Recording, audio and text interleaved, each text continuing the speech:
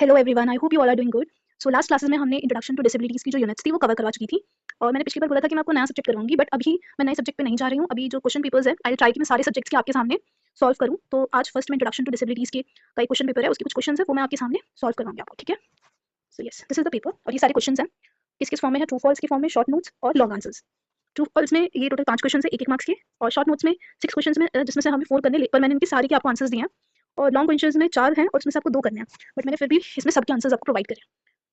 तो first question पूछा गया है, the full form of ICIDH is international council of impairments development and handicap. Is it true? क्या ये सही है? इसकी जो फुल फॉर्म है, विच इज नॉट ट्रू। ये मैंने आपको वीडियो में भी दिखाया था और अब मैं दोबारा से आपको बता रही हूँ, ठीक है। तो ICIDH की full form international classification of impairments disabilities and handicap है, ठीक है। फिर हमारा है, the headquarters of AYJNISHD is located in Delhi. Is it true?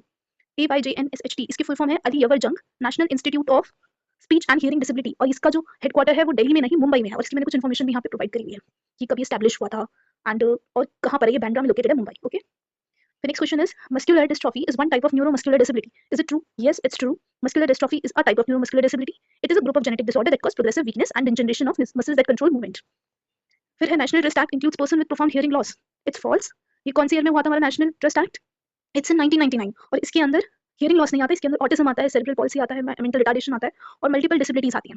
और जो हियरिंग इंपेयरमेंट है वो किसके अंदर आता है? वो RPWD एक्ट के अंदर आता है। फिर है नेक्स्ट लास्ट क्वेश्चन, एज पर PWD act 1995, it's not G, it's 1995, person with disability means a person suffering from not less than 40% as disability certified by medical authority. Is it true? Yes, according to Person with Disabilities Act 1995, a person with disability refers to a person suffering from not less than 40% of any disability as certified by medical authority. ये proper definition हमारी PWD act में लिखी हुई है, तो ये हमारा true है। RPWD एक्ट में हमने बाकी की 7 to 21 डिसेबिलिटीज बताए हैं, लेकिन डिसेबिलिटी की जो डेफिनेशन है ये हमारी PWD एक्ट में दिया हुआ है। So this is are true and false. अब यहाँ पे हमारे कुछ क्वेश्चन है, शॉर्ट नोट्स और लॉन्ग आंसर्स के। एक बार इन क्वेश्चन को पढ़ लेते हैं, फिर मैं स्लाइड्स में इनके आपको आंसर्स दिखा दूंगी। पहला क्वेश्चन है, historical developments in understanding disability, then features and types of autism spectrum disorder, then educational needs of children with locomotor disabilities, with need of early identification and early intervention, role of any one NGO in disability sector, educational provisions for person with disabilities in PWD Act 1995. Then answers in detail में हमने हमारे पास 4 questions हैं। Explain the terms ICIDH and ICF. How will you prevent occurrence of disability? How will you plan educational activities for children with deaf blindness? Explain with suitable examples. Then what is early intervention? Explain home-based and center-based models of early intervention and describe the role of AYJ and ISHT in the rehabilitation of person with hearing impairment. So ये हमारे questions हैं, अब हम इनके solutions देखेंगे। Slide हमारे true false के answers हैं, आप इसका स्क्रीनशॉट ले लेना। अब हम बात करेंगे शॉर्ट नोट्स की। तो पहला क्वेश्चन था हमारा, historical developments in understanding disability. मैं इसको जूम कर देती हूँ अगर आपको थोड़ा सा इसको देखने में प्रॉब्लम हो रहा होगा। Yes, so this are the historical developments in understanding disability. So हमने पहले भी पढ़ चुका है कि कौन-कौन से बेसिस पे हम डिसेबिलिटी को अंडरस्टैंड कर सकते हैं, उनकी जो डेफिनेशन डिसेबिलिटी वो समय के साथ-साथ चेंज होती गई है। सो वही सब चीजें इसमें पॉइंट्स में हमने लिखी हुई है। जैसे कि पहला है एंशिएंट एंड मिडिवल पीरियड्स। सो पहले क्या था, उसको एक रिलीजियस और एक सुपरस्टिशियस बिलीफ माना जाता था। कुछ लोग उसको कर्स समझते थे, डिवाइन पनिशमेंट समझते थे और possession by the evil spirits. और कुछ कल्चर्स में जो पर्सन जिनको डिसेबिलिटीज होती थी उनको सोसाइटी से बहुत ही अलग रखा जाता था, उनको अबैंडन कर देते थे, उनको अकेला छोड़ देते थे। और कुछ में चैरिटी बेस्ड अप्रोचेस हुई थी, जैसे ग्रीस में, रोम में, तो उन्होंने केयर प्रोवाइड करी थी रिलीजियस इंस्टीट्यूशंस के थ्रू। और कुछ जगह पे जैसे स्पार्टा है, वहाँ पे जो चिल्ड्रन थे जिनको डिसेबिलिटीज उनको मरने के लिए छोड़ दिया जाता था। और मेडिकल अंडरस्टैंडिंग में जैसे इंडियन के थे, ग्रीक के थे, चाइनीज कॉन्टेक्स्ट में अगर बात करें तो उन्होंने आयुर्वेदा की मदद से, हिपोक्रेटिक मेडिसिन की मदद से उनको ठीक करने की कोशिश करी थी। फिर सेकंड हमारा आता है इंस्टीट्यूशनलाइजेशन और मेडिकल मॉडल, यानी कि जहाँ पे मेडिसिन आई थी। पहले वाला प्री 17th सेंचुरी था, एकदम ही बिल्कुल बिगनिंग वाला एंशिएंट मिडिवल पीरियड वाला पार्ट। दूसरा हमारा 17th से 19th सेंचुरी वाला पार्ट है, जहाँ पे मेडिसिन ये सब आने लगे, असाइलम्स, इंस्टीट्यूशंस, ये सब चीजें बननी शुरू हो गई। यानी कि उनको क्या था कि एक जगह बंद कर दिया जाता था जिनको डिसेबिलिटीज होती थी, और लोगों से कॉन्टैक्ट नहीं करने देते थे। यहाँ पे ये था कन्फाइनमेंट, मतलब वो छोटी सी जगह पे रखते थे। This focus was on confinement rather than treatment और इंक्लूजन। वो ये बिलीव करते थे कि उन लोगों को एक जगह पे, छोटी सी जगह पे सारे जो नॉर्मल लोग हैं उनसे अलग कर दो। इनका मोटिव ये था, और इनको ट्रीट नहीं किया जाता था, उनको मेडिसिन प्रोवाइड करते थे। फिर यहाँ पे रिसर्चेस हुई, मेडिकल रिसर्च हुई, इंटरवेंशन करी, साइंटिस्ट आए, तो उन्होंने फिर डिसेबिलिटी को एक मेडिकल पर्सपेक्टिव से देखना शुरू कर दिया। जैसे लुइस ब्रेल था, तो उन्होंने ब्रेल सिस्टम इंट्रोड्यूस किया था जो लोग देख नहीं पाते थे उनके लिए। फिर ये इंडस्ट्रियलाइजेशन, वर्क रिस्ट्रिक्शंस, यानी कि जो इंडस्ट्रीज में वहाँ पे बहुत ज़्यादा डिस्क्रिमिनेशन होता था, वो ये बिलीव करते थे कि जो पर्सन्स हैं जिनको डिसेबिलिटीज है वो अच्छे से काम नहीं कर सकते and hence they are unproductive according to them, okay. फिर नेक्स्ट पॉइंट हमारा है shift to rehabilitation and special education. फिर धीरे-धीरे चीज़ें जैसे जैसे समय गुजरता गया, फिर रिहैबिलिटेशन सेंटर्स एस्टैब्लिश हुए, स्पेशल एजुकेशन उनको प्रोवाइड करी। तो ये लेट 19th सेंचुरी की बात है, मिड 20th सेंचुरी की बात है। स्कूल्स बिल्डअप हुए, प्रोग्राम्स बिल्डअप हुए, ब्लाइंड पीपल के लिए, डेफ पीपल के लिए, इंटेलेक्चुअली डिसेबल्ड पीपल के लिए। जैसे एक एग्जांपल है हेलन केलर का, जिन्होंने एनी सुलेमान के अंदर एजुकेशन ली थी। तो वो क्या थी, वो एक ब्लाइंड इंसान थी, तो उन्होंने उसके थ्रू उन्होंने करा था, ठीक है। तो ये एक बेस्ट एग्जांपल प्रोवाइड किया था। फिर Wars, rehabilitation efforts, so you can read on your own. तो ये हमारे राइट बेस्ड अप्रोच। फिर यहाँ पे राइट्स की बात करिए मिड 20th सेंचुरी में, और अब तक का ये लाइक अभी जो ये मॉडल है ये अभी भी प्रेजेंट में भी चल रहा है। 20th सेंचुरी से अब तक ये मॉडल चल रहा है, राइट बेस्ड अप्रोच। यानी कि जो पर्सन जिनको डिसेबिलिटीज है उनको भी राइट्स मिलने चाहिए, एजुकेशन की अपने जो उनको चीजें एक्सेसिबल होनी चाहिए, वो भी एजुकेशन ले सके, जॉब्स मिल सके उनको भी। This talks about the equal rights for them as well. This concept nothing about us without us, यानी कि हमारे बिना तुम हमारे बारे में बातें नहीं, हमारे डिसीजंस तुम हमारे बिना नहीं ले सकते हो, तो उनको भी इंक्लूड करना चाहिए अगर उनसे रिलेटेड डिसीजन है तो। फिर सोशल मॉडल ऑफ डिसेबिलिटी भी इसके अंदर है, जैसे कि सोसाइटल वैल्यूज के बारे में बात करी गई है, उनको एक्सेसिबल होनी चाहिए चीजें। तो वही चीज़ है। फिर यहाँ पे कुछ लीगल एंड पॉलिसी चेंजेस, जैसे यूनाइटेड कन्वेंशंस आई हैं, NCRP, it emphasised on human rights and dignity. फिर पीडब्ल्यूडी एक्ट के बारे में बात कर देंगे हमें, आरपीडब्ल्यूडी एक्ट के बारे में। ये सब हमारे किसके अंदर आ गया, राइट बेस्ड अप्रोच है और मॉडल के अंदर। ठीक है, फिर कंक्लूजन है, you can go through it. तो यहाँ पे हमारे फर्स्ट आंसर था।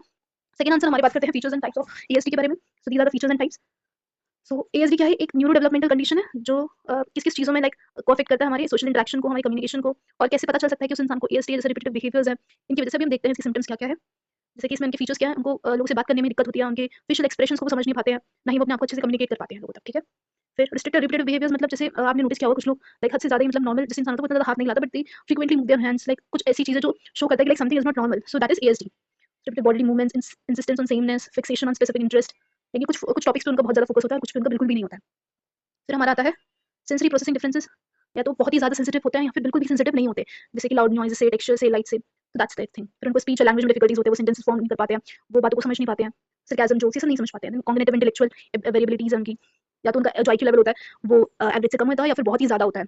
ठीक है, फिर इसमें कुछ एएसडी के टाइप्स बता रखे हैं based on functioning and symptoms. जैसे ASD is categorised as single spectrum under DSM-5 which is diagnostic and statistical manual of mental disorder, fifth edition. How individuals में present differently and older classifications are still used in formally. तो ये कुछ levels दे रखे हैं उन्होंने, जैसे high functioning autism है, एस्पर्गर सिंड्रोम, या फिर मॉडरेट है, या फिर बहुत ज़्यादा सीवियर है, या फिर एटिपिकल ऑटिज्म है। तो ये हमारे टाइप्स हैं, हमारे लेवल्स हैं एएसडी के। तो पहला है हमारा हाई फंक्शनिंग ऑटिज्म या फिर एस्पर्गर सिंड्रोम, इसमें माइल्डेस्ट फॉर्म का एएसडी होता है, और इंडिविजुअल्स हैव एवरेज और अबव एवरेज इंटेलिजेंस। इस लेवल पे क्या होता है कि उनका जो आईक्यू लेवल होता है एवरेज होता है या फिर एवरेज से थोड़ा ज़्यादा होता है, लेकिन उनको सोशल इंटरेक्शंस करने में, लोगों से बातचीत करने में, उसमें उन्हें दिक्कत आती है, और उनकी लैंग्वेज स्किल्स, कॉग्निटिव स्किल्स भी बहुत ज़्यादा होती है। मतलब उनकी जो सोचने की क्षमता होती है वो बहुत ज़्यादा होती है, बट वो लोगों से अच्छे से इंटरेक्ट नहीं कर पाते हैं, वो लोगों के इमोशंस को नहीं समझ पाते हैं, उनके ह्यूमर को, उनके सोशल नॉर्म्स को नहीं समझ पाते हैं। फिर मॉडरेट एएसडी में आता है कि यहाँ पे थोड़ी सी ज़्यादा डिफिकल्टीज आ गई, यानी कि उनकी बिहेवियर में, उनके सोशल कम्युनिकेशन में, और रिपीटेड बिहेवियर्स यहाँ पे आ गए, यानी कि उनकी body movements is not normal, ज़्यादा ज़्यादा लाइक फ्रीक्वेंटली मूव करते, देयर हैंड्स, देयर आईज, मतलब व्हाटएवर इट इज। फिर रिक्वायर सपोर्ट फॉर, उनको लाइक अपनी डेली लाइफ के लिए उनको सपोर्ट की जरूरत होती है, एजुकेशन के लिए, सोशल इंटरेक्शंस के लिए। फिर लेवल 3 आता है कि बहुत ही ज़्यादा सीवियर एएसडी, यानी कि यहाँ पे क्या है कि यहाँ पे बहुत ही एकदम हाई लेवल पर है, उनकी कम्युनिकेशन स्किल्स अच्छी नहीं होती हैं, उनकी सोशल स्किल्स अच्छी नहीं होती, बिहेवियर भी उनका नॉर्मल नहीं होता है, और उनको बहुत ही ज़्यादा डेली लाइफ में कामों के लिए उनको बहुत ज़्यादा सपोर्ट की ज़रूरत होती है, और वो किसी पे डिपेंडेंट होते हैं अपनी डेली लाइफ के रूटीन्स के लिए। फिर फोर्थ आता है हमारा atypical autism, it's a pervasive developmental disorder not otherwise specified, PDD NOS. Symptoms do not fully meet criteria for classical autism but still show social and behavioral difficulties. May have mild symptoms with fewer restrictive behaviors. तो ये एक अलग type का autism है, यानी कि basically ये proper तरीके से ऑटिज्म नहीं होता, बट ये कुछ उसके सिम्टम्स शो करता है, जैसे सोशल बिहेवियर डिफिकल्टीज है, ये सब तो वही सब है। So this is are features and types of ASD. Then comes our next answer, which is about the educational needs of locomotor disabilities, children with locomotor disabilities. तुम्हें पता है कि लाइक चिल्ड्रंस जिनको लोकोमोटर होती है, उनको लाइक फिजिकल इंपेयरमेंट्स होते हैं, वो मूवमेंट नहीं कर पाते, चल फिर नहीं पाते हैं, और किससे रिलेटेड होता है, it affects the movement, coordination और मोबिलिटी। तो उनकी जो एजुकेशन नीड्स है वो किस पे डिपेंड करता है, उनकी कंडीशन पे, कि उनकी कंडीशन किस तरीके की है, कितना ज़्यादा लेवल पर है, तो उसके बेसिस पे उनकी जो एजुकेशन नीड्स है वो डिफर करती है, वो डिफरेंट होती है। ठीक है, फिर मैंने जैसे बोला है first accessible infrastructure and assistive devices, यानी कि उनको एक्सेसिबल एनवायरनमेंट मिलना चाहिए, जैसे क्लासरूम्स में रैम्स होनी चाहिए, एलिवेटर्स होने चाहिए, एक्सेसिबल वॉशरूम्स होने चाहिए, adjustable desk, wheelchair friendly seating arrangement, assistive devices like crutches, wheelchairs, prosthetics and adaptive writing tools, यानी कि उनके अकॉर्डिंग उनको साधन मिलने चाहिए, इंफ्रास्ट्रक्चर मिलना चाहिए, ताकि वो ईजिली उसमें एडजस्ट हो सके। फिर उनके लिए जो टीचर होता है उसको इंडिविजुअलाइज एजुकेशन प्लान बनाना चाहिए, कि बच्चे के हिसाब से उसकी क्या नीड्स है उसके अकॉर्डिंगली उसको पढ़ाना चाहिए, जैसे personalised learning plans considering mobility changes challenges, flexible teaching methods to accommodate physical limitations, breaks and alternative activities for children with fatigue और पेन इश्यूज, यानी कि जो बच्चे जल्दी थक जाते हैं, जिनको ज़्यादा दर्द होता है, तो उनको फ्रीक्वेंटली ब्रेक्स देने चाहिए और अलग अलग एक्टिविटीज ट्राई करनी चाहिए।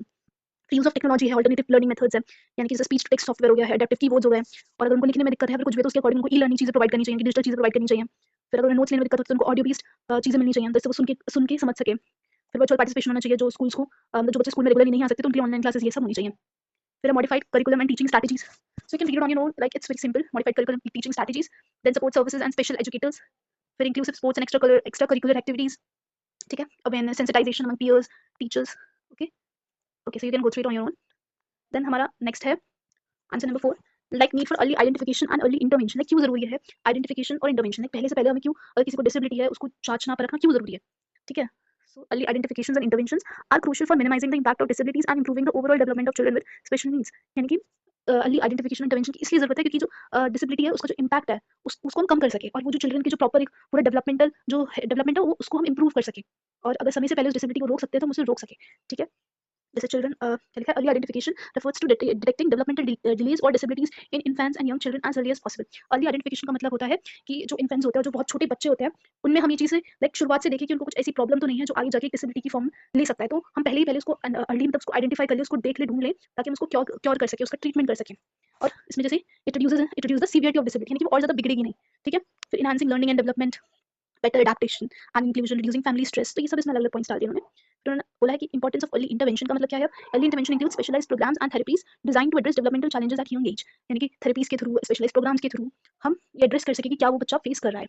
ठीक है, जैसे इसमें लिखा हुआ है brain plasticities higher in early years, prepares children for education, improve social and emotional development, prevent secondary disabilities without intervention, conditions like hearing impairment may lead to speech delays. ठीक है, So you can again read it on your own. Key domains of early identification, cognitive development, motor skills development, communication skills, social and emotional skills. Methods of early identification, यहाँ पे methods के बारे में बात कर दिया. So developmental checklist है, milestone tracking है, medical screening है, ये सब you can read. फिर आता है हमारा fifth answer. It's about the role of any one NGO. आप इसे गूगल करके कोई भी एक एनजीओ ले लो. मैंने एक एनजीओ लिया हुआ है, National Association for the Blind, and उसका ये प्रॉपर एक रोल है. तो you can take the screenshot. अगर आपको कहीं और दूसरा मिलता है तो यू कैन टेक दैट. फिर ये हमारे education provisions for person with disabilities. तो अगेन ये भी वही सिमिलर क्वेश्चन है. You can read it on your own. अगर इसमें कोई कहीं पे भी डाउट वगैरह है तो आप मुझे कमेंट सेक्शन में बता सकते हैं. ये लॉन्ग आंसर्स है. आईसीआईडीएच एंड आईसीएफ के बारे में बता रखा है. आप इनकी फुल फॉर्म याद कर लेना. आईसीआईडीएच की फुल फॉर्म क्या होता है, आईसीएफ की फुल फॉर्म क्या होता है. Okay. And if you are facing any issues और doubts, you can let me know in the comment section. This is answer number 2 of long answers. Planning education activities for children with deaf blindness. Then answer number 3, home based and center based early interventions. ये रही, मैं इसको यहाँ पे zoom कर देती हूँ if it's not visible from here. ठीक है. This is answer number 4. This is the last question. Okay, so thank you so much for watching till now. And next class में भी I'll share a paper from other subject और कोशिश करूँगी कि मैं उसको समझा सकूँ. अभी मैंने इसको इतना डिटेल में नहीं समझाया, फिर वीडियो बहुत बड़ी हो जाएगी. और अगर आपको इसमें कोई स्पेसिफिक पॉइंट्स में if you're facing any doubt, you can let me know in the comment section. Thank you so much for watching till now. Bye bye.